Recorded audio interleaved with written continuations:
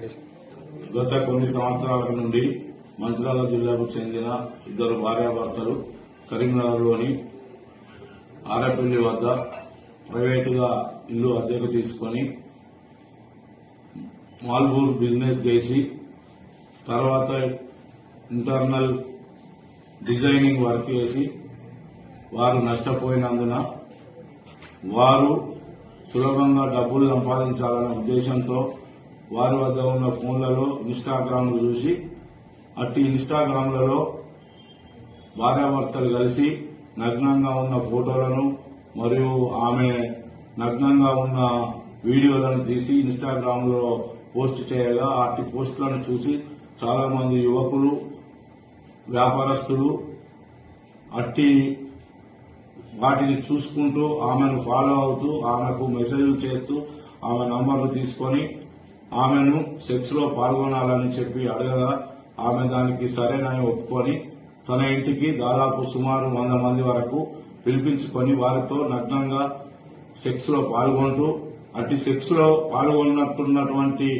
వీడియోలను తన భర్త తన ఫోన్ ద్వారా వీడియో తీసి అట్టి వీడియోలను ఫోన్లలో బంధించి వారు రమ్మన్నప్పుడల్లా రాకపోయిన ఎడల వారికి అట్టి వీడియోలను చూపిస్తూ బయట జనాలకు వైరల్ చేస్తామని లేదా మీ బంధువులకు ఇటు వీడియోలను చూపిస్తామని బ్లాక్మెయిల్ చేస్తూ వారి వద్ద డబ్బులు గుంజుతూ చాలా డబ్బులు సంపాదించి ఒక ఫ్లాట్ మరియు ఒక కారును కూడా కొనుక్కొని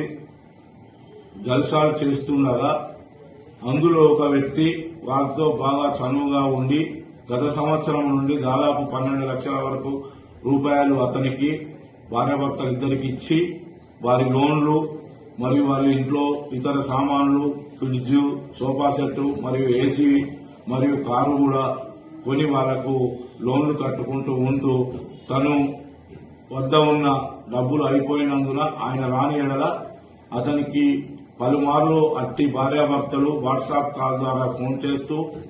తను నగ్నంగా ఉన్న ఫోటోలను వీడియోలను చూపిస్తూ బ్లాక్మెయిల్ చేస్తూ 5 లక్షల రూపాయల డబ్బులు కావాలని అతనిపై ఒత్తిడి చేసి నువ్వు ఇవ్వని ఎడల నీ వీడియోలను మీ తల్లిదండ్రులకు మరియు బయట వైరల్ చేస్తామని చెప్పి అలాగే ఇవ్వకపోతే కూడా నిన్ను ఎలాగైనా ఏదో విధంగా చంపుతామని చెప్పి అతన్ని బెదిరించగా అతడు తేదీ 11/1/26 రోజున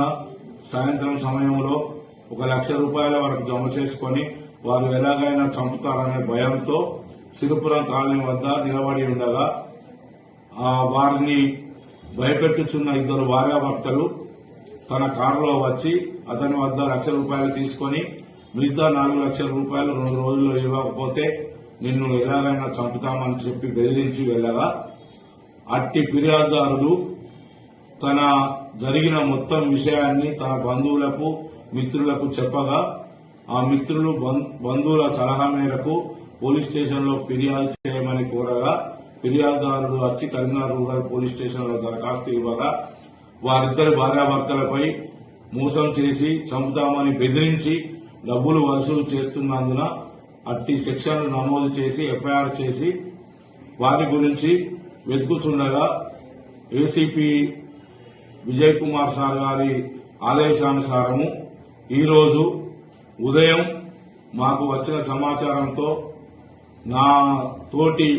ఎస్ఐలు మరియు పోలీస్ స్టేషన్ యొక్క సిబ్బంది కలిసి తీగల వంతెన వద్ద ఉన్న టేస్ట్ దాబా దగ్గర వేచి చూస్తుండగా ఒక ఆడ వ్యక్తి ఒక మగ వ్యక్తి ఒక ఎర్రని టాటా కారులో దిగి ఫోన్లో మాట్లాడుతుండగా అనుమానంతో మేము పట్టుకొని వారిని జరిగిన విషయాన్ని అడగగా మొత్తం విషయాన్ని క్లుప్తంగా వాళ్ళు వివరించి నేరం చేసినట్లు ఒప్పుకొని